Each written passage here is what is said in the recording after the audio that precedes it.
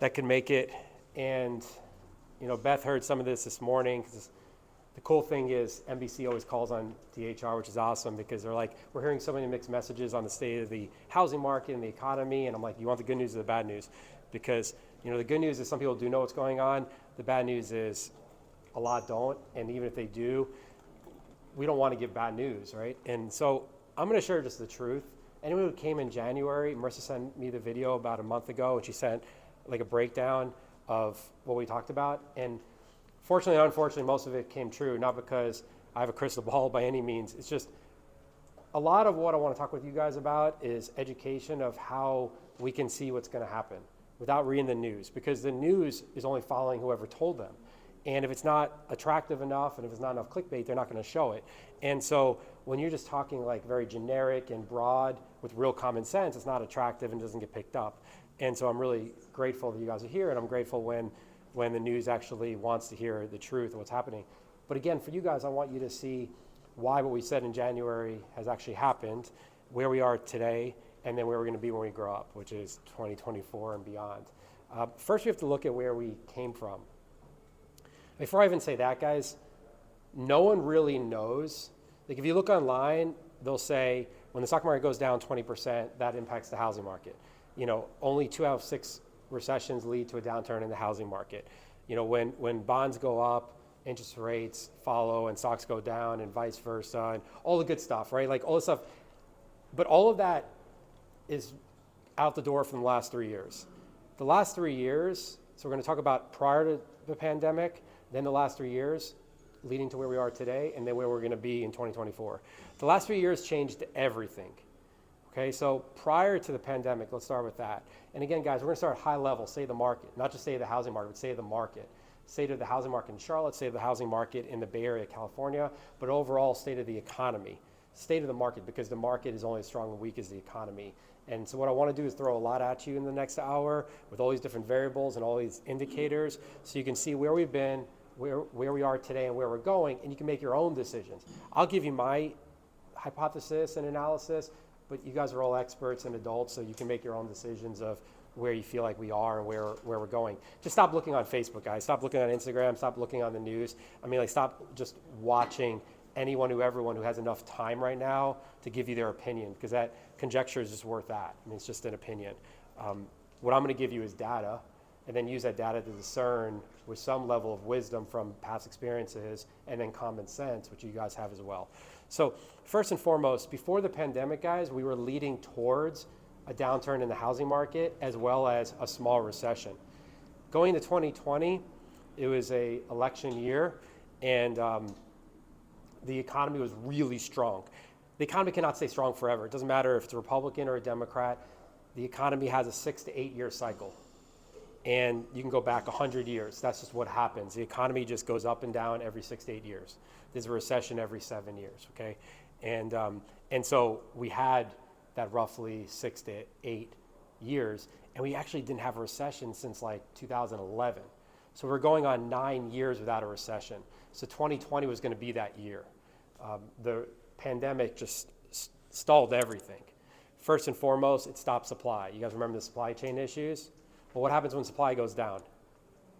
Demand goes up. Even if the demand's not real, it's real, right? When people can't get eggs and milk and toilet paper, what happens? Everyone wants eggs and milk and toilet paper. It's like the Beanie Babies. Now they're worth $5 on Valentine Marketplace.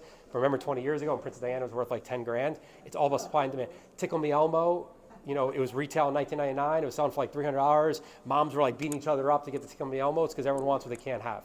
Okay, so 2020 was supposed to be a totally different year. If we fast forward, I believe a lot of what 2020 was supposed to look like is going to be what 2024 does look like, because we have to get up in the helicopter, get out of the weeds of what the pandemic did. You have to understand what the pandemic did, but then realize that we're going to get on the side of that. And just like with the dot-com bust, just like with 9/11, just like with 2009, humans make human decisions, and eventually they go back to their own ways. They only save for so long. They only stay out of debt for so long. They only stay put for so long. So going to 2020, the stock market was, you have the S&P, the Dow, and the NASDAQ. And the NASDAQ right now is just crushing it. It's like up like 25% for the year. We projected that this year was going to be 8 to 10%. Like that's what I shared with you guys in January. And we're at like 9.5 right now. So we're right there. The Nasdaq's up like 25%, that's only a small selection of the most powerful big stocks, which is like all the big tech ones, Facebook and Tesla and Google and Microsoft, all the ones that are pretty much like Apple that are carrying the whole stock market. Smaller stocks, most of them are struggling. Some have had a couple good weeks. By the way, the stock market has months where it goes up and has months it goes down. It doesn't matter, it's like the sun's going to rise and set, and the stock market's going to go up and down certain months. November is a good month for the stock market. That's why it's doing well now. It's not a surprise. It's going to fall off after Thanksgiving. Then it'll pick up around the middle of December when Christmas and Hanukkah spending season's all big, before all the numbers come out, but people get excited, companies get excited, people are spending. The Dow was at 27,000 at the end of 2019.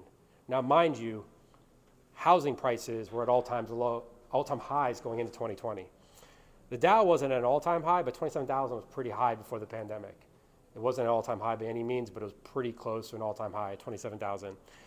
Unemployment was at 3.4%, so it was pretty low, but inflation was above the 2% it's supposed to be. It's supposed to be 2%. Right now we're at 3.1. They're talking about raising rates again because 3.1 is not 2%. Now, a year ago we were at 9%, but that's the pandemic. But I want you guys to hear this. In 2019, inflation was about 3.5%. That's actually not bad, but it's 1.5 percentage points above what it should be. So if you're supposed to be at 2 and you're 1.5 percentage points above that, I mean, you're literally 60% above that, 75%, above that. So it was already going up. Prices were going up across the board, and the stock market was getting ready to come down because, prices go up, inflation goes up. If stock market goes up as well, that's short term. Because if you think about it, guys, in the short run, when prices go up, it looks like things are doing well. But then in the long run, the company's like, I didn't make any money because everything's in arrears. So they report earnings, but it's going backwards, right? Like it lags. It's kind of like you write a contract today, you're closing next year. And so then January, if all is closing, it's like, oh, I'm crushing in 2024. No, you may have had no contracts since November. And so you have to look at all, that's why I'm throwing so much at you, because we do that in all aspects of life. Like you eat a big steak tonight and you have a bunch of wine here and you have fun and you do it again tomorrow. Then you have a guy's trip or girls weekend and you're like, oh, I'm in great shape. Well, then 2 weeks later, you're like, oh, how did I gain 8 pounds? Like everything, like your decisions are going to lead to results in the future, good and bad. So it wasn't obvious then in 2019, like the stock market was strong, housing market was strong, inflation wasn't that high, but it was high relatively speaking to the last 20 years. It just wasn't high compared to what the last year and a half have shown. But we just haven't had a recession in so long. Now, here's the thing. The recession only affects the housing market 2 out of 6 times, so 1 out of 3. So there's not a direct correlation. And so you can have a strong housing market and still have a recession, but you needed a recession. Unemployment rate was starting to rise. It was leading to high unemployment. It was all happening. If regardless of what end of the spectrum you're on, in 2019, if you forget about what you stand for, the president was a Republican, he's not going to talk about any downturn in the economy. And the Democrats were going to start talking about it in 2020. They're going to look at the referendum. Does it make sense? It was too soon. So going to 2020, the messaging of like where we are today, you're not hearing a lot. Well, first and foremost, you're hearing what you should be hearing about is Israel. But you're not hearing a lot about the economy. You're hearing about rates. You're hearing about how like the rate hike didn't happen because inflation was low, and it's all reactive. No one's talking about where we were or where we're going. It's all like real time. Stock market went up yesterday. Stock market went up the day before. Rates were held. You see that? Like all the news is like real time of obvious, not like what that means or where that's going. Same thing in 2019. And so you don't really know anything. And I'm looking in the mirror when I talk to you guys. Like we don't really know what's happening because it's all in real time. You fast forward 3, 6, 9 months from now, guys, you're going to see every hole in the economy on both sides. The Republicans are going to use that to try to get back in office. The Democrats are going to use that to say we need 4 more years, and they're going to talk about all the stuff going on. And it doesn't matter what side you're on. I'm just saying in 2020, that didn't happen because of the pandemic. In 2024, that's going to happen. It's just every presidential election, regardless of what side you're on. In presidential election years, the economy is exposed. And so it's not time yet. It's getting ready to be time. It's also, you're very tone deaf. You talk about the economy with what's going on with Hamas in Israel. but we need to serve our clients, and we need to know where we came from, where we are, and where we're going. So the end of 2019, we're preparing for a recession. If you go back and look at all the data and look at articles, you'll start seeing that some people are talking about like, it's been too long without a recession. It's been too long. It has to happen. Again, a recession and housing market have nothing to do with each other. They have nothing to do with each other. Again, if anything, 2 out of 3 times when a recession occurs, the housing market actually thrives. So there's almost like a negative relationship. But the recession affects the overall economy. And so then long term, it affects the housing markets. I just need you guys to see everything that's happening. So then the pandemic starts in 2020. And guys, everything went through the roof. Like supply just went away. Housing prices went through the roof. I mean, it was like, you know, you have an offer, you have an offer, you have an offer, there's no houses. It's the opposite of Oprah, like not everyone gets a house, like no one gets a house. You put a house in the market, it's in the worst shape, it doesn't matter. I mean, we sold homes. Like I take pride in our analysis of the experts, but guys, during the pandemic, you know, if the highest comp is 1 million, 2 million it is. Like sellers are like, I want 3 million for your house. I'll give you 4 million. Like you get an extra million. My house is worth 300, today it's worth 500. And then people are offering 600 and they're giving big due diligence fees. And by the way, guys, no one makes decisions on interest rates. They just don't. They just don't. I don't care if they're high or low. The media will tell you that the interest rate is what makes the deciding factor. And so a lot of people react. Again, a lot of people lag versus lead, but they don't make decisions. You didn't decide today if you're going to have a second glass of wine on what the interest is on your credit card. You just swipe the card. Your vacations, your school. If you put your kids in school and it costs money, either the tuition, you can make it work or you can't. It's not the interest. It's, you know, you do it or you don't.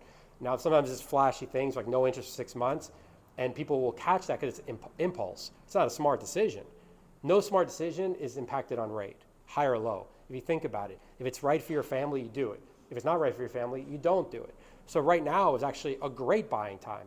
We did an interview in the office right before I got here, and the reporter's like, you're like the only human saying that now's a good time to buy. I'm like, well, for the history of life, people had pride in home ownership, regardless if rates were high or low. Like in the late 70s, when rates were in the teens, people bought homes. And by the way, when rates were in the 2s 3 years ago, they probably shouldn't have bought homes. And so like right now, prices are lower than 2 years ago. Due diligence fees and termination fees are 1/10 of 2 years ago. The number of buyers in the bidding wars are 1/100th of 2 years ago. Like you don't lose what you want, you get it. How often does that happen in life? A $500,000 house is selling below market. It's going for $575 below ask versus $600 plus. Your due diligence fee is $2,500 to $5,000 versus $40,000 to $60,000, $100,000. And it's your house if you want it.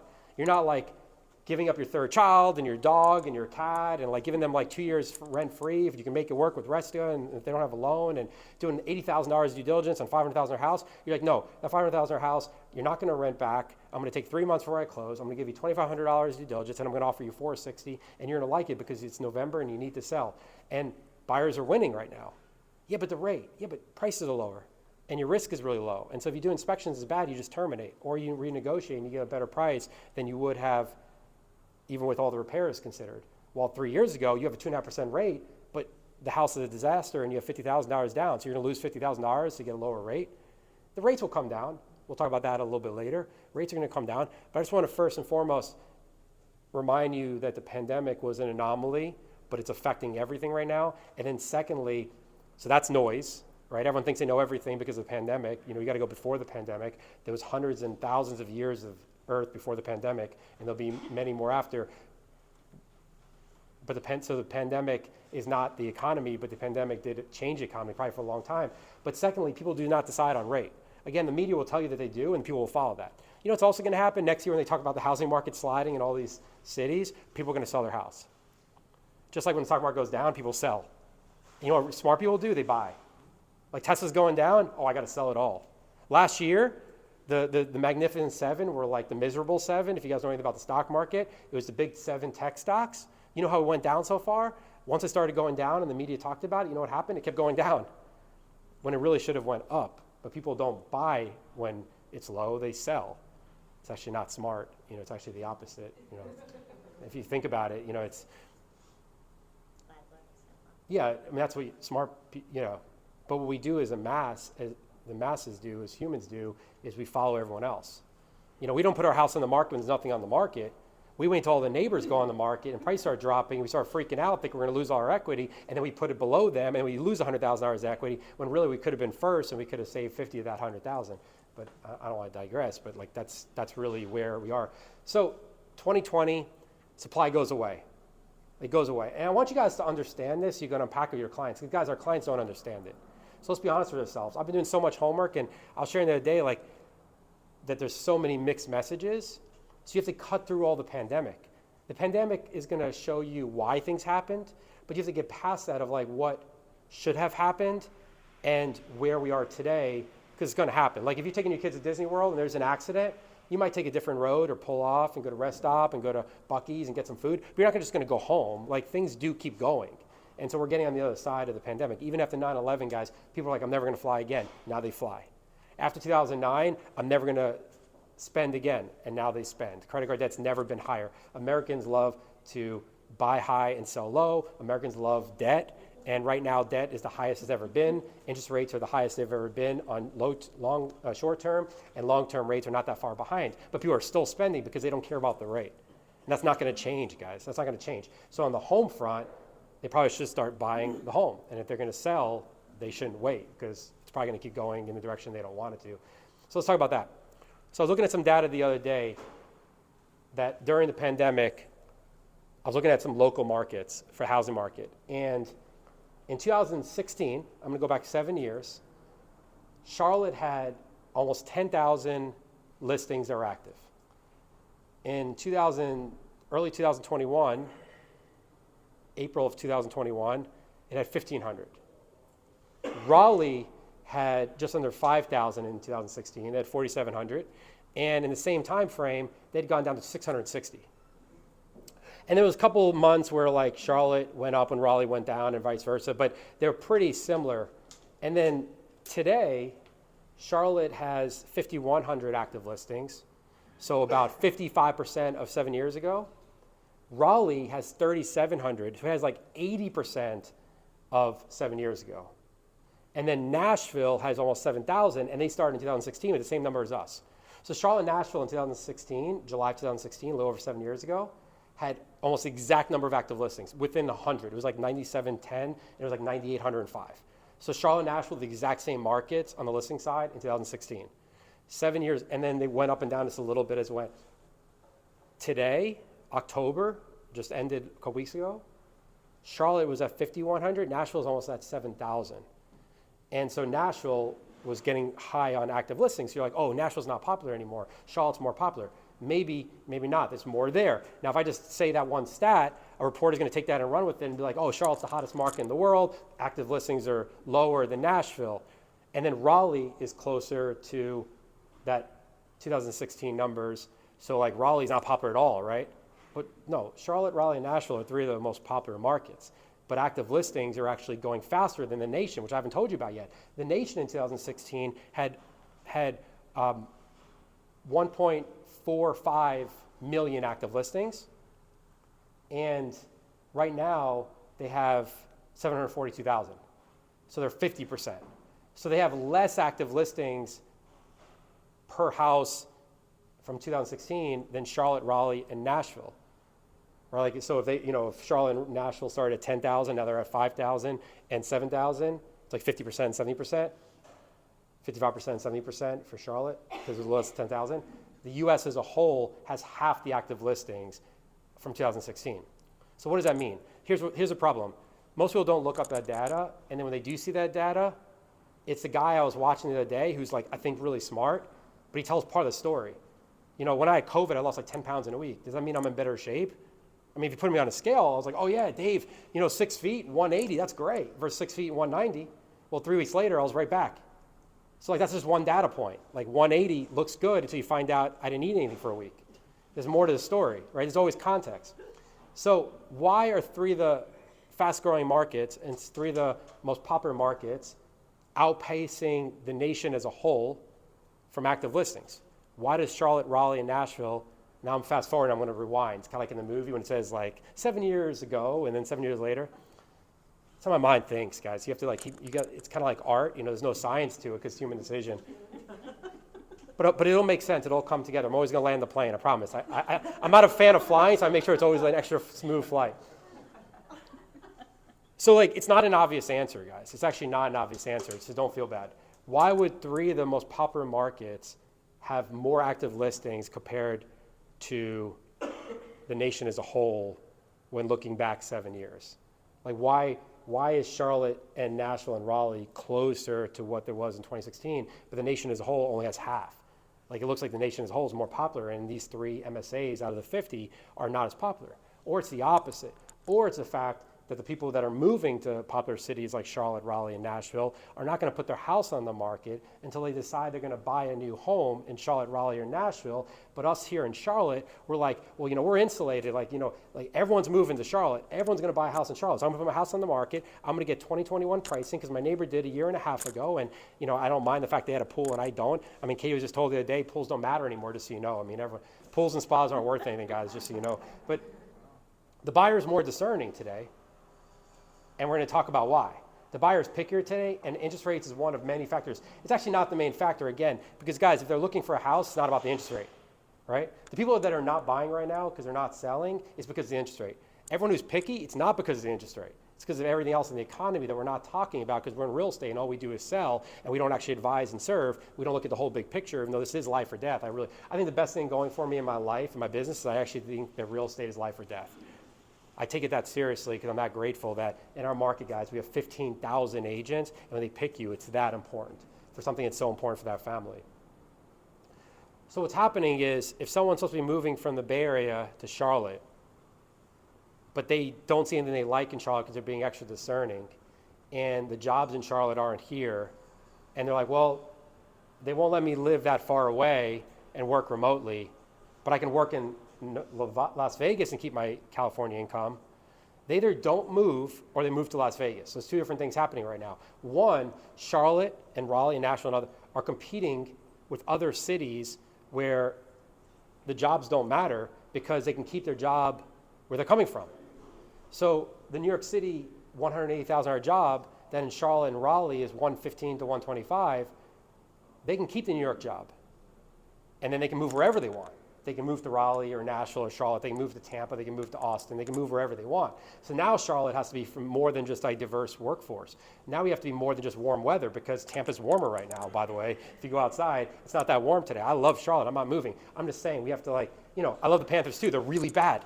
So the housing market's not as strong as we'd like to think it is, and the Panthers are a lot worse than we'd like to think they are. Like just because we like them doesn't mean like it's, nothing's perfect. Like there's reasons that people move to other parts of the country than Charlotte, and you need to know them. But there's also reasons why people aren't buying them, nothing to do with interest rates. So active listings in Charlotte are lower per capita than they are in Nashville and Raleigh. So that's the good news. The bad news is other parts of the country aren't even listing their home to move to Charlotte or Raleigh or Nashville because they don't see the reason to move here, or they don't see the reason to buy a home in general. And the reason why they don't see the reason to buy a home, some of them is because the media says interest rates are everything, and we have to tell the truth with our client base in our sphere. But also it's because they're very sensitive to making that $500,000 decision because their stock account, because most people did not buy in the Magnificent Seven this year, is down this year. And their credit card debt has never been higher because that short-term rate that's been going up for a year and a half has pushed up their debt. And the government money has gone away, so a lot of people are living on debt. So let's go back 2 years again. A lot of people sold, and they sold their house, and they're renting. And so they have a bunch of cash. Those people that are renting now are buying homes with cash. Like you're seeing cash, it's like 1 out of every 3 buyers in America. That's fine. Some people are paying cash because of interest rates, but to be honest, right now you can actually get more than the 7.5% on your money. Maybe not in the stock market, but like every business in town is offering 10, 12, 15%. So the other thing that happened in the pandemic is companies are shutting down left and right. They really are. I mean, we see, Beth and I were talking the other day about like the resumes we see. Like, fortunately and unfortunately, guys, you see like really like good candidates and positive candidates because everyone's ready to work, but no companies are hiring. Everyone's laying off. It has nothing to do with mortgage rates, guys. Like the fact that like businesses that have nothing to do with real estate and mortgage, has nothing to do with mortgage rates. It has nothing to do with the short-term rate. The short-term rate we'll talk about in a few minutes. It's everything before the short-term rate and the long-term rate that led to this. It's the fact that a year and a half ago, we started raising the short-term rate because inflation was high. Well, inflation shouldn't have been high. Usually inflation is high when demand is through the roof, but that was fake demand, guys. That was demand because of lack of supply. Again, if I leave town for 3 weeks, my wife starts missing me. Then I come home, she's like, oh, you're not as awesome as I thought you were. Go back on the road, I'll miss you again. Like, absence makes the heart grow fonder. You want what you can't have. So this demand that was propped up by no supply, this demand that was propped up by, well, you can't go on a vacation, so you want the backyard. There is some truth. The pool and spa is very attractive, but it's not as attractive as a year and a half ago because now you can go on vacation. You can go to the YMCA. You can go to Lifetime Fitness. You can go somewhere else and use a pool. Does that make sense? Supply is starting to pick up. And everyone's like, well, no. Supply is really low and there's no inventory. That's because you're looking in your neighborhood, guys. Like, go 2 blocks down and you'll see 3 homes in the market with 2 price drops and one that's either going to be withdrawn or they're going to do a price drop. So when inflation started happening, guys, it's usually a good thing because it's real. It's usually a good thing because there's more demand for the groceries than there are groceries. The challenge is there's no groceries. And so not only were the same number of buyers having less supply, but now they want what they can't have. And the pandemic kept you at home where people wanted bigger houses than they needed. They wanted more expensive homes. They wanted everything like at home to live, the toilet paper, the food, everything that they didn't really need at that level, but they had nothing else. And there was none of it, so they wanted it. And so they started pushing up the short-term rate. And so now what happens is people are living on government money because everyone's losing their jobs because of the pandemic. You know, unemployment rate in April of 2020 was almost double digits. Like the real unemployment rate. They say it was like 19%. It's more like 10. It was horrible. The economy was horrible, but everyone was spending like crazy. Like the economy was never worse. And that was because 2019 was preparing for it. So it was a perfect storm. 2019, people were spending like crazy. Prices were getting too high. When the stock market gets really high, guys, it means in arrears, they made a lot of money. It doesn't mean today they're making a lot of money. Today they're like, I can't afford the high prices. What does this all mean for where we are today? What does it mean for the economy and for the housing market? Well, let's talk about the housing market nationally again. Nationally, we have half the supply of 7 years ago. 7 years ago was a healthy market. Guys, why would we have less active listings today than 7 years ago if there's no pandemic? Like, shouldn't active listings always be pretty similar? Like, you put a house in the market, it sells, someone else puts a house in the market. If it's low inventory, you build more homes. By the way, in the last 3 years, the new home inventory in the United States has doubled. It went from 3.3 months to 6.6 months. So the new home inventory has doubled, and the active inventory in the last 7 years has been cut in half. It doesn't mean that the homes don't exist. It means that people haven't put their homes on the market yet. So let's talk macro level for a second. I'm throwing a lot at you guys in 1 hour, but you guys are smart. You can handle it. On a macro level, not every one of those 750,000, 1.4 in July of 2016, 1.4 million, 750,000 last month. Half the active listings. So if you just woke up yesterday, you'd be like, holy cow, this is the hottest housing market in the history of life. It's the hottest housing market ever. We have half the active listings of 7 years ago. So 7 years ago should have been a recession. 1.4 million active listings is crazy high if we're at 750 right now. You understand that, right? Like being cut in half or doubling in 7 years. If you can double your money in 7 years, stock market can't do that. Real estate doesn't really do that. Like that's just a tremendous drop. Does that make sense? And so what does that mean? Was 1.4 million too high? Probably. The market was starting to slow. We just don't want to talk about it. Is 750,000 too low? Absolutely. Absolutely. In the next 3 months on a macro scale, in November, December, and January, homes are going to come on the market and they're not going to come off the market. It's been happening. Now, November of last year was higher active listings than October of this year. We haven't seen November this year yet. This year, November is going to be higher. Another stat, you're supposed to see 30 to 35% as a nation in price drops. Last November, we were at 42%. And everyone's saying, well, last month we're only at 39. That's not as high as 42. Well, we haven't done November yet. November is not a good housing market month. I mean, you can get some inventory that drops and then it gets under contract. And a year ago, that wasn't happening. By the way, you realize that like a year ago, sellers still wanted top dollar. Now they're starting to do the price drops. And if it's still not selling or if they're not going to be willing to do the price drops, that's where you're going to start seeing active listings pick up. Anything that hits the market this month or December or January is going to be motivated sellers that need to sell. But it's also going to be people that wanted to sell during the pandemic that have not listed their house yet. It's going to be all the people that in December of 2019, the husband and the wife were doing the gardening and they were upgrading their kitchen and they're decluttering and they're getting ready to sell their house, and then the pandemic happened. And so they never sold their house. And then now they're like, okay, now's the time. Now's the time. There's no inventory. The housing market's hot. And so they have not been paying attention to last year. They have amnesia the last 12 to 18 months. And they're like, it's still 2021 pricing. December 2021 was less than 2 years ago, and prices were as high as you wanted. So what's happening is they're putting their houses on the market, and they're still putting them high, and they're not selling. And so then they're doing price drops, and maybe they're selling, maybe they're not, and the next one's going on the market. So the next 3 months, you're going to see active listings really pick up everywhere. Now, that's the bad news. The good news is when they pick up in other parts of the country, that means they're putting their house on the market to come buy in Charlotte.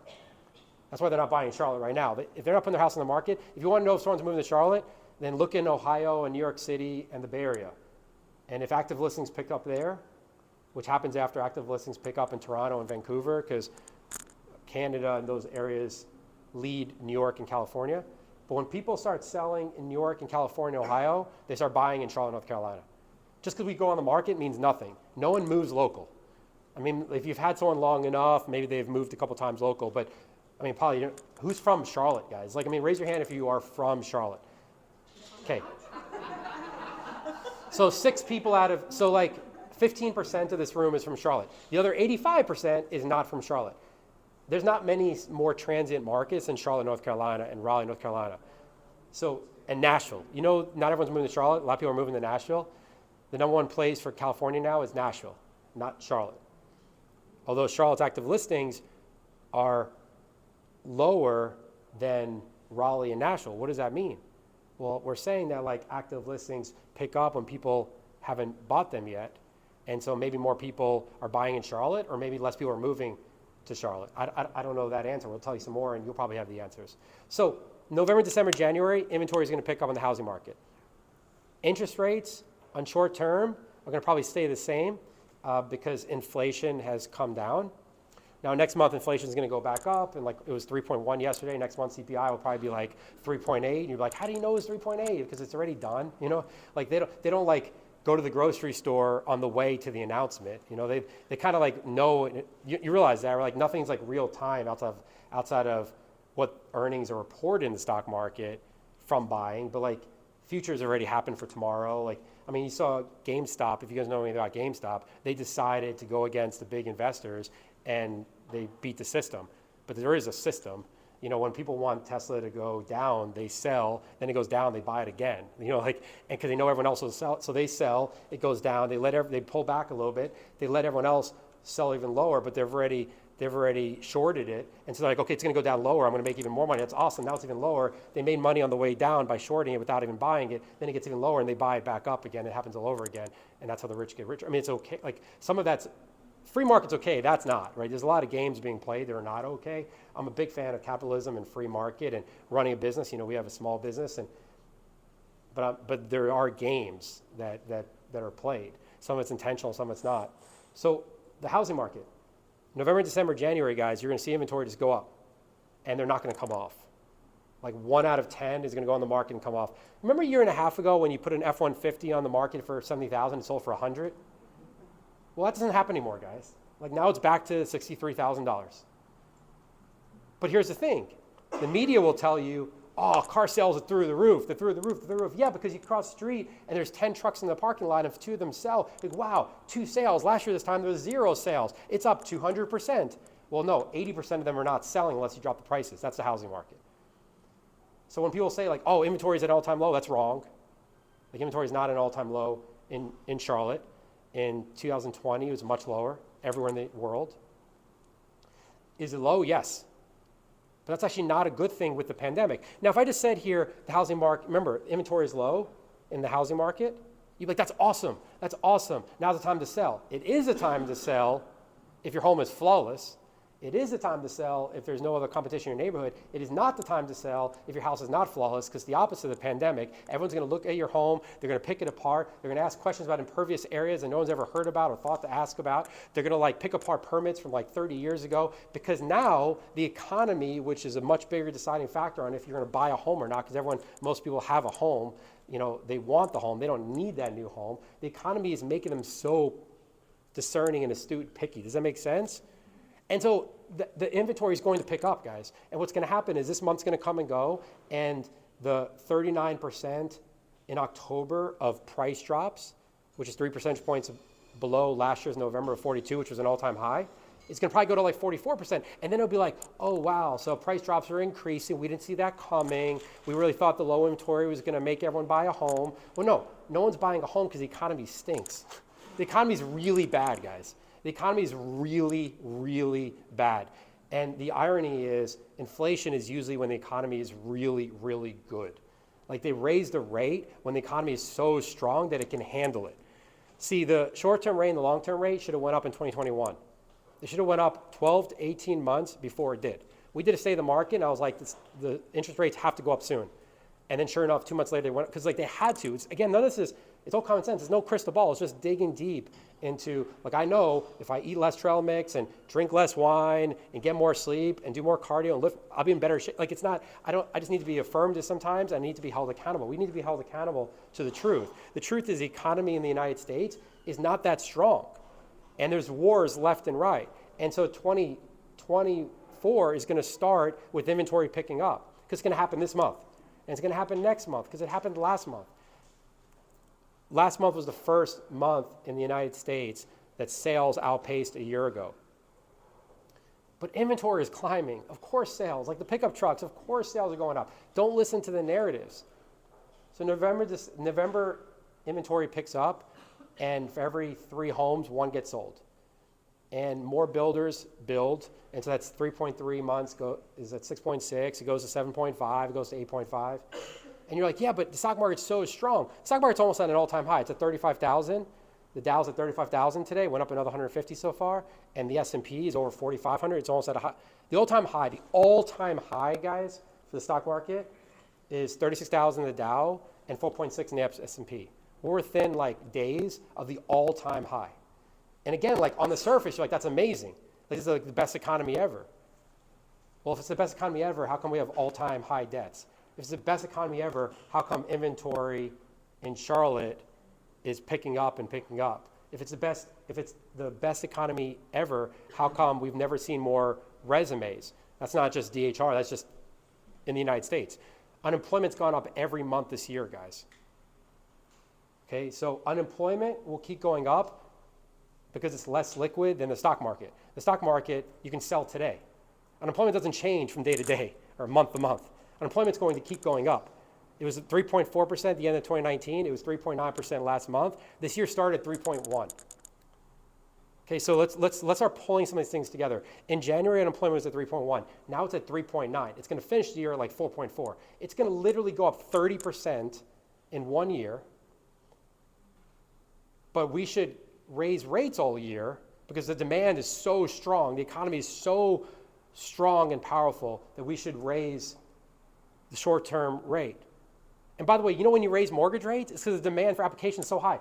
Tracy, when was the last month you're like, I can't handle all the applications? I mean, they're so high. Do you see what's happening here, guys? On the surface, like our grandparents would be like, oh, mortgage rates are that high? You must be crushing it. Like the economy has to be amazing if they're raising the short-term rate. If Powell's like, the demand is so high, you have to raise the rate so much every single month because there's just so much demand. People are begging for buying everything and houses and cars and bread and water. No, it's the opposite.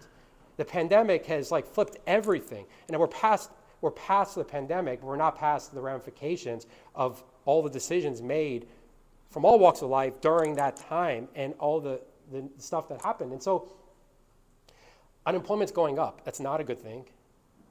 Credit card debt keeps going up, 1, because of the short-term rate, and 2, it compounds every month. Mortgage rates, they've gone down the last few weeks because inflation's not going up and the short-term rate didn't go up, last week.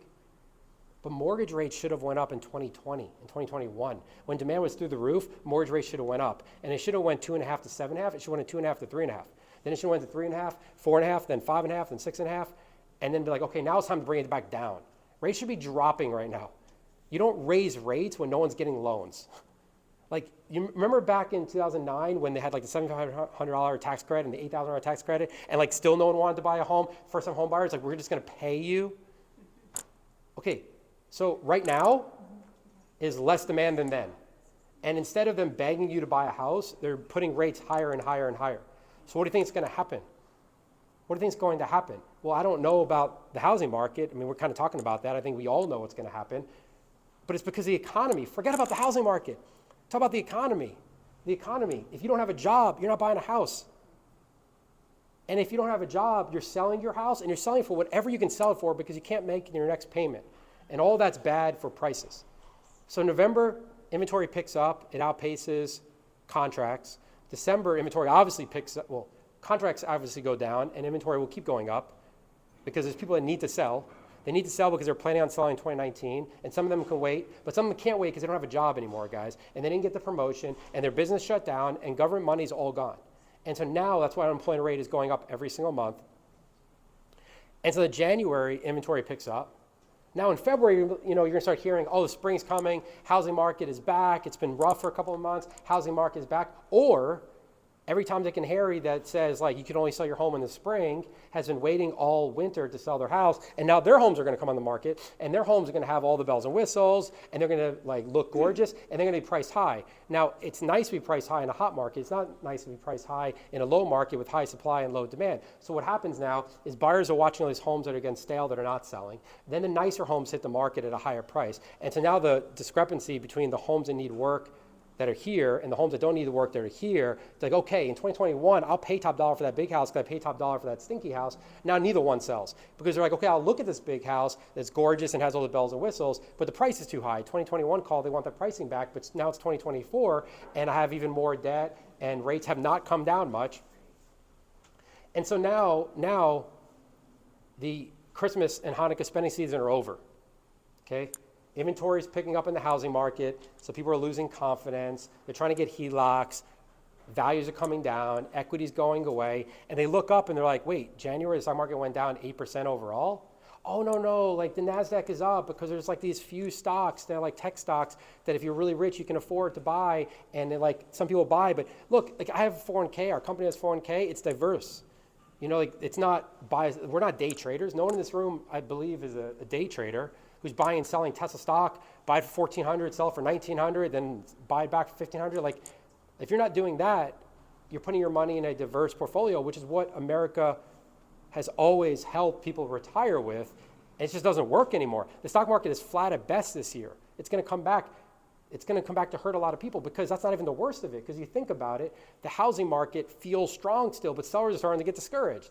And so what are they doing? They're like, well, if I'm going to sell my house, I'll just stay put, and then I'll renovate. Well, with what money? So they're going to pull their money out of the stock market, so they're going to sell, which is going to bring prices down more again, and then, or they're going to borrow their equity from the HELOC because their house is valued at $800, and then 3 months from now it's worth $700 because prices do come down, and 10% on $800 is $80,000, so it comes down to $720 pretty fast.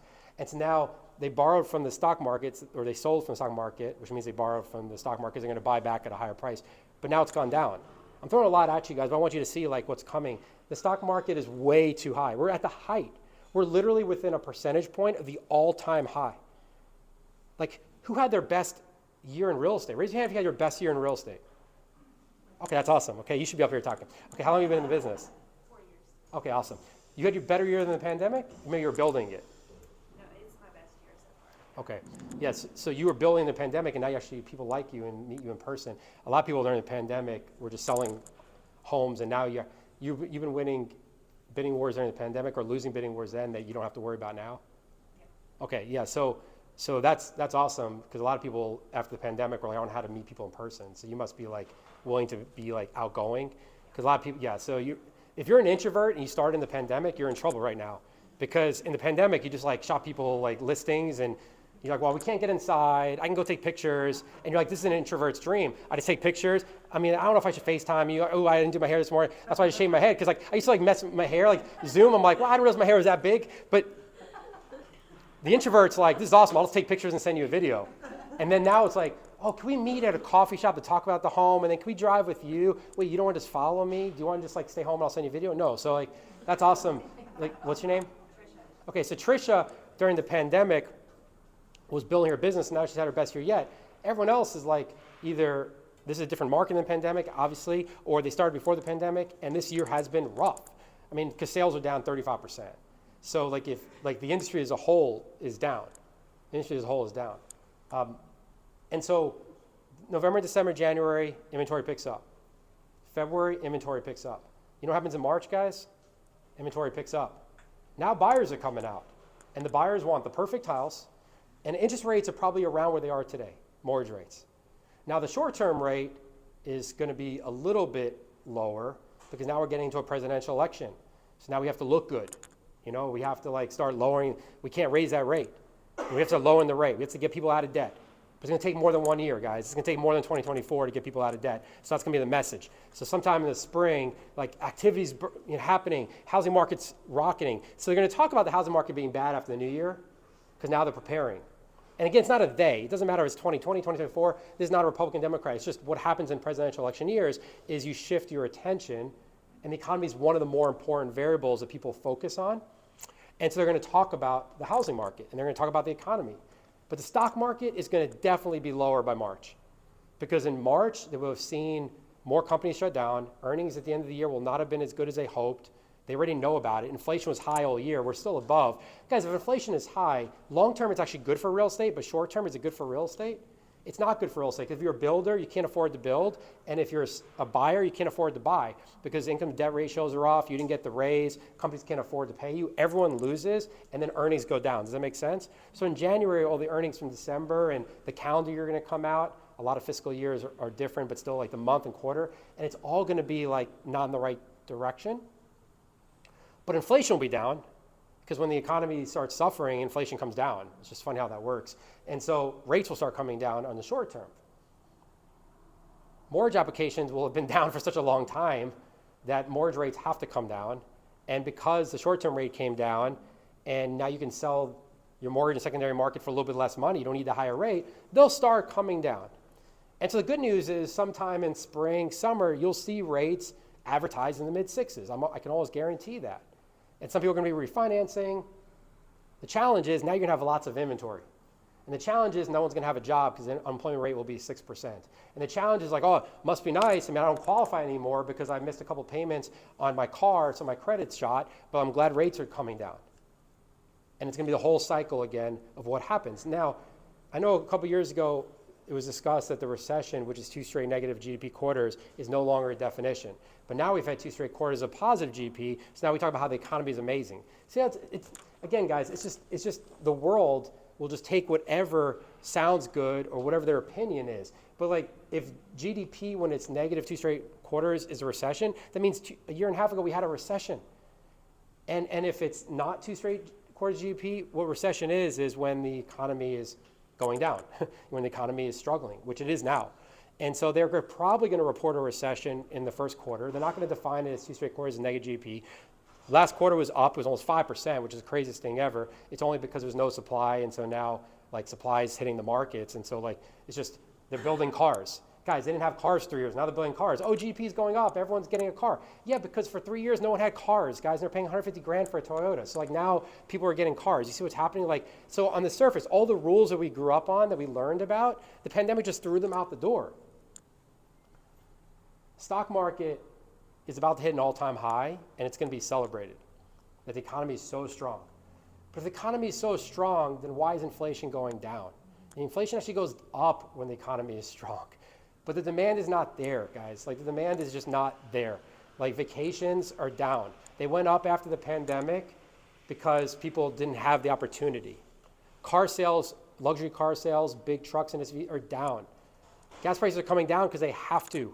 Like, everything is going the direction of a recession outside of the media saying it yet, because they don't know what the definition of recession anymore is, because it's changed so many times. So the spring, guys, we're going to have real buyers, but they're going to want, how discerning was the buyers this year? Like, they're really picky, right? Wait until the spring. Wait until the spring, and people's credit card debt is up another 30% from where it is today because they didn't pull back on Christmas and Hanukkah spending, and they still did the spring break vacation, and they still they made the renovation on their home, and they're like, well, now I want to sell because rates are down, but I can't because I made the renovation. That's the other thing that happened, guys. We didn't talk about that. Do you know how many people this year borrowed money to make renovations or 2 years ago because there was no homes to buy? And so now rates come down next year. What does it do? I mean, it's a nice little catchy slogan. It's good to refinance and get a lower rate. You really should be consolidating all your debts into an 8% rate now. I mean, it doesn't sound good to brag to your neighbor that your 1098 statement has a higher rate than theirs, but it is good to have a lower payment overall. The point behind everything that I'm sharing, guys, is that right now, the good news is people are going back into home ownership for the pride of home ownership. The bad news is the economy's been propped up on paper and not real decisions that improve the economy and not collaboration with the world. I mean, America's alone right now. We're helping Israel hopefully, but America's alone. We don't have a lot in exports. I mean, we still rely on China for so much. Our debt has never been higher. And again, it just keeps going up, guys. Everything's moving the wrong direction. Debt goes up. That makes it hard for the Fed to say, let's lower the rate.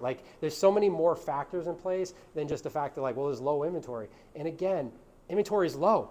And so here's the thing. It's not going to get any lower. My question for you is, I don't really like roller coasters, but when I'm going up a roller coaster with my kids because they do love it, I'm all excited until I get to the top. And I get to the top, I'm like, I'm like, wait, why am I at peace? It's whoa, because at this exact second I feel good. But what's about to happen? I look down, I'm like, oh.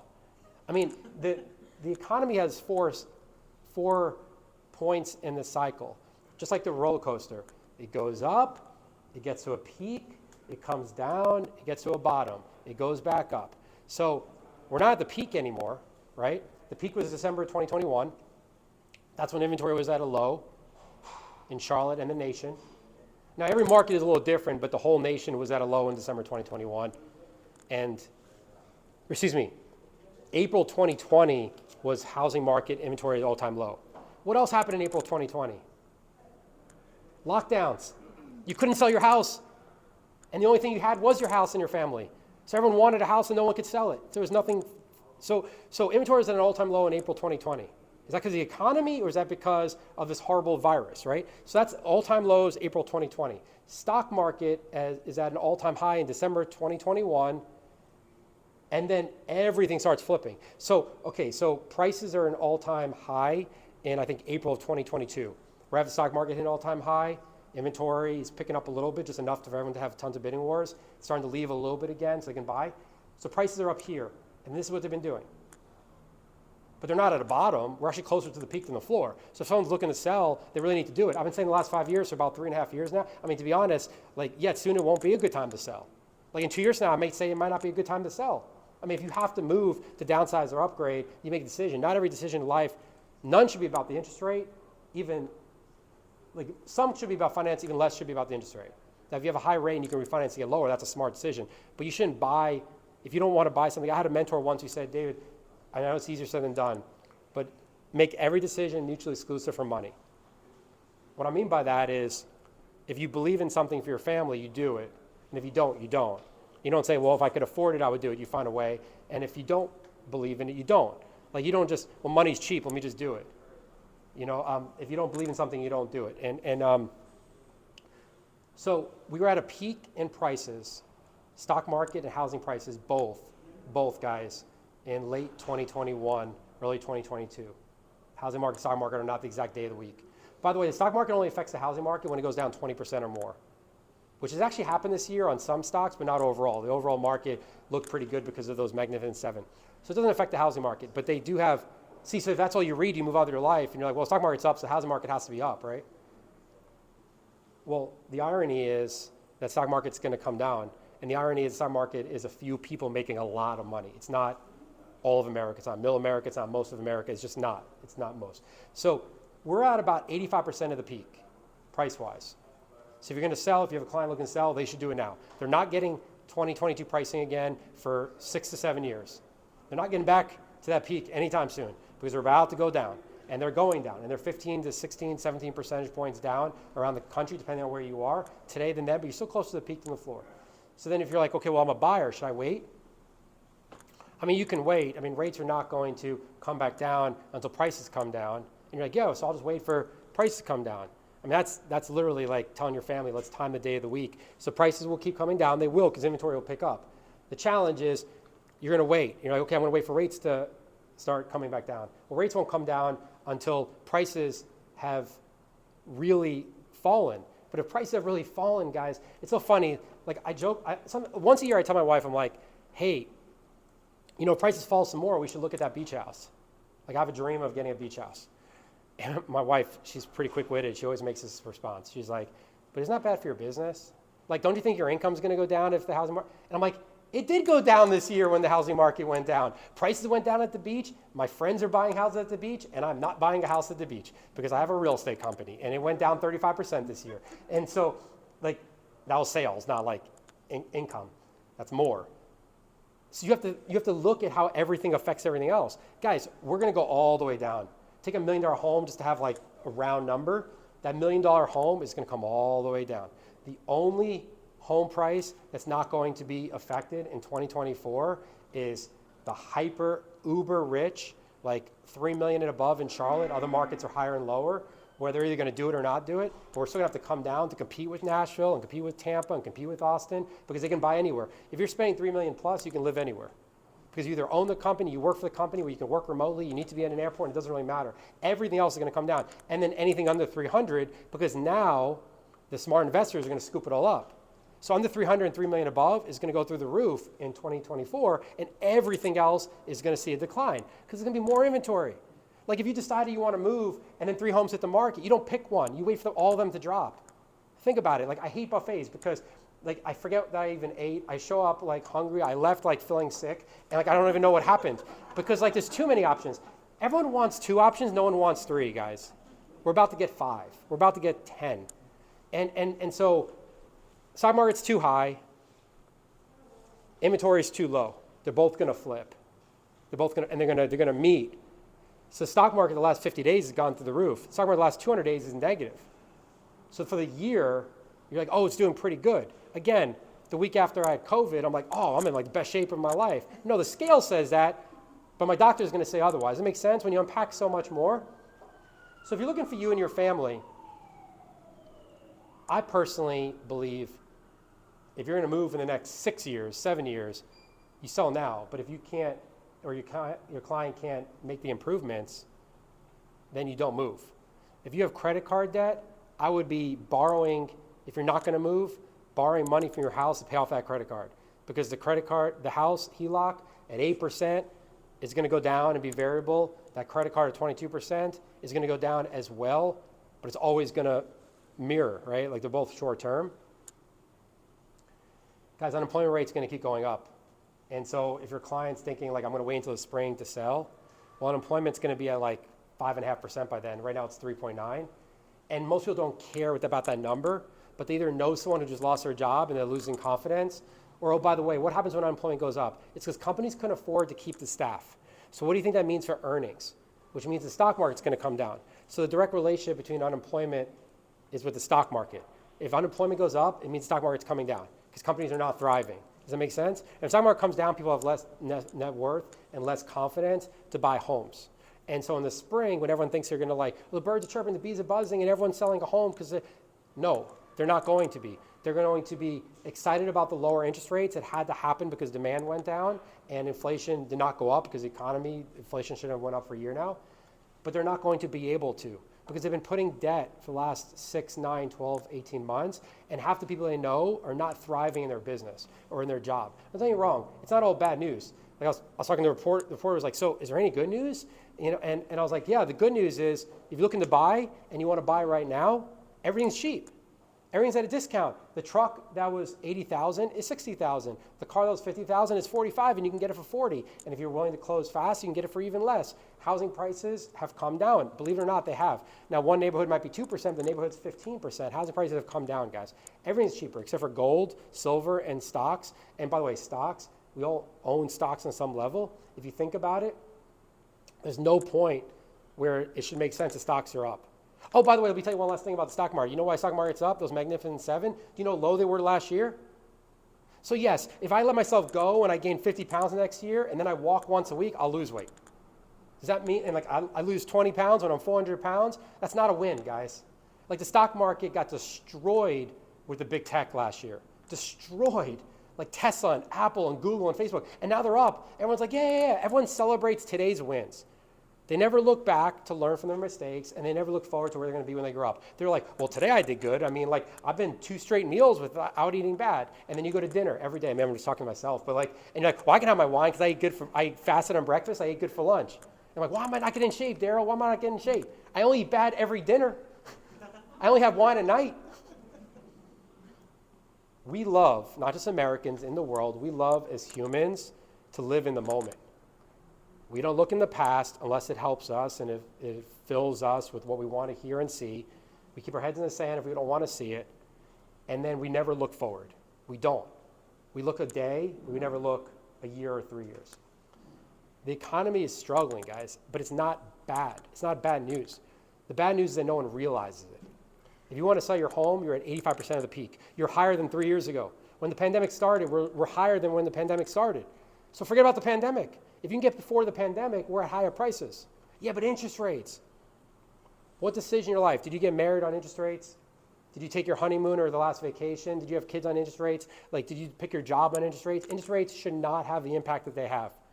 Like right now, if you have high rate, you should be refinancing, consolidating debts to get a lower rate because you go from rate to rate. But you shouldn't make a decision over here because of the rate over there. Does that make sense?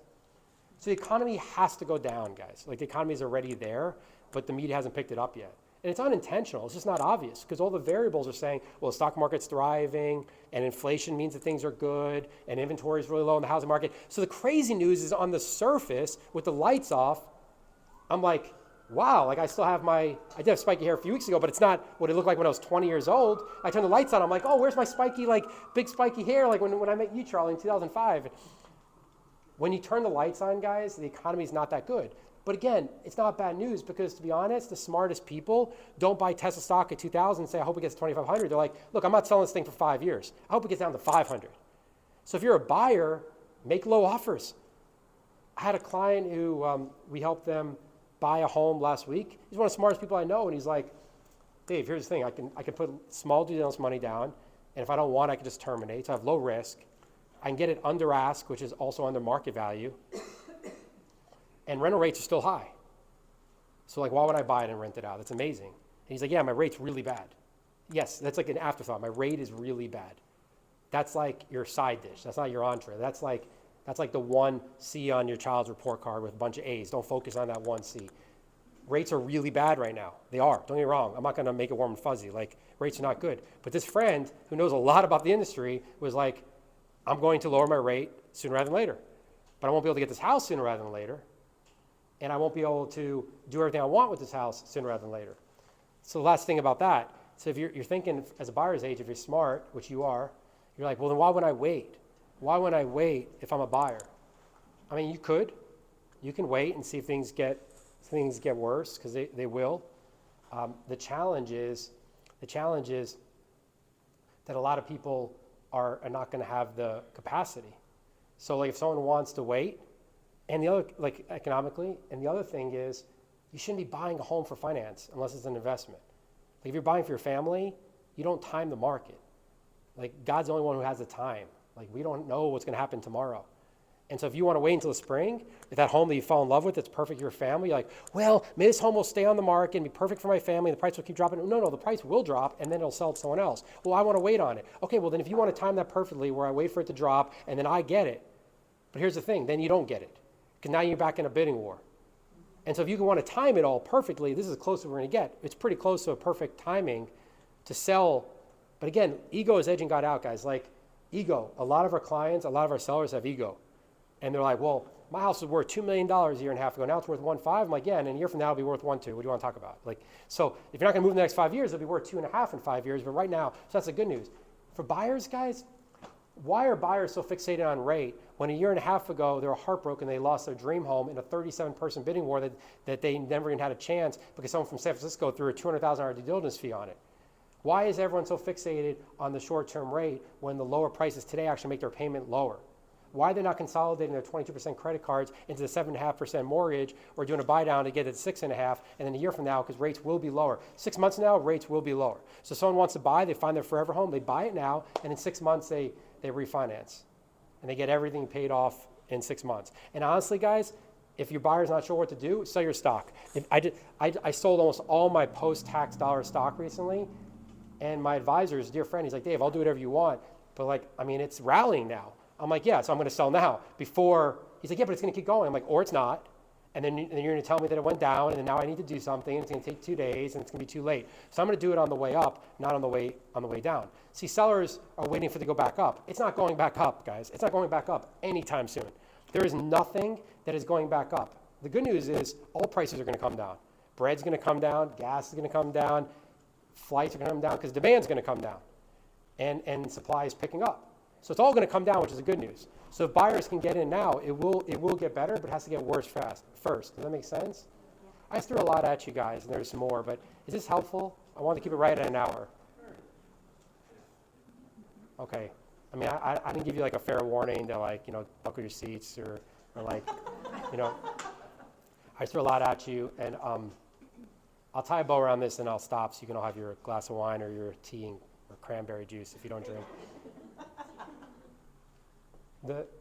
Most people, when I was a kid, I thought everyone older than me, and I still respect authority. I respect every adult. I respect every person. I just don't keep bad people in my life, but I respect everyone. But when I was a kid, I thought everyone who's on TV is really smart. And I thought everyone in government's really smart. And I thought, I'm not trying to be funny, I'm being serious. Like, everyone in the church is very honest. Most teachers are great. I love teachers. But like, every lawyer knows, everyone older than me is really smart. Then you become an adult, and you realize that a lot of the people that make decisions, and again, I've been saying this for years, it doesn't matter, they're following someone else, and they actually don't know, because you can't be an expert of everything. The expert's not the know-it-all. They don't know. But they don't know what they don't know, and they don't do their homework. Again, I'm going to leave you with this. I literally heard a very smart person, I'm using that term loosely, trying to be respectful, from New York City, and I'm from New York City, and that's not a referendum on the area, and this is a smart guy overall, but no one digs deep. He's a very smart guy. He literally said the housing market is back. Last month, sales were up from a year ago. It was the first, all year they were down, but last month they're up. And I'm like, okay, he's not talking about inventory, so let me try to dig deeper. And I dig deeper, I'm like, wait a minute. So sales are up 1%, and inventory is up like 8%. That's pretty bad news, guys. Yeah. That's really bad news if they're talking about how sales, 1 out of every 8 trucks are being sold right now. There's 7 cars not selling. What's going to happen to them? So I just want to encourage you guys that your clients need you now more than ever. That's the good news. We're so close to the peak than the floor. We're never going back to 2020, 2021, 2022 prices. Hope we never go back to that season. It's a great time to buy because you're never going to have low rates and low prices. I mean, 2020 and 2021 showed you that. It's a great time to buy, but I would be selling stock. I would not be buying stock right now. I'll tell you that right now. I mean, maybe some small stocks that haven't had a good year, but if you have all these fancy big stocks, I'd be selling yesterday because everyone else already has. You just don't know about it yet. And they already know the day of the week it's going to happen. It's going to happen after Thanksgiving, Black Friday. Next week, stock market's going to go down. It's like a guarantee, guys. I just want you to know, like, if you have $2,000 in the stock market or $2 million in the stock market and it's post-tax dollars, you almost want to take it out with penalties. It doesn't matter. Like, the stock market's going to go down next week. Like, I can almost guarantee the stock market's going to go down. And then they're going to be like, well, the stock market's down. What does that mean? But inflation's not up anymore. Well, of course inflation's not up anymore because demand is down.